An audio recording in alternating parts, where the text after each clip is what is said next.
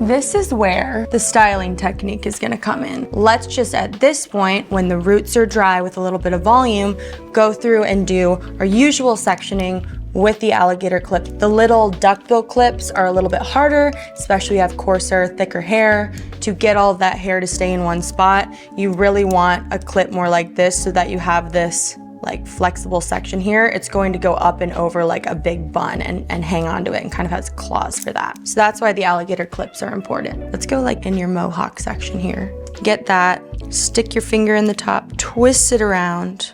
The density of my hair right now, like the feeling of it, feels pretty thick just from getting a little bit of that body with the Denman as well as prepping my hair with the emollient. So having those products specifically to plump your hair a little bit, especially when you're doing more of like a messier blow dry like this, does make a big difference versus going in and doing this with nothing to hold your hair or give it the body and the finish that you want. So making sure to work from beginning to end towards whatever the end result is that you want, whether that be messy, whether that be more polished, whether it have longevity or not, is super important.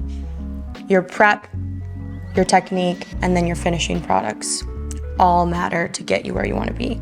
So then let's do the next section, which is just going to be ear to ear. We're going to do the same thing, put our finger in, twirl around, use another alligator clip so we can just take a big section, plop that over the whole thing.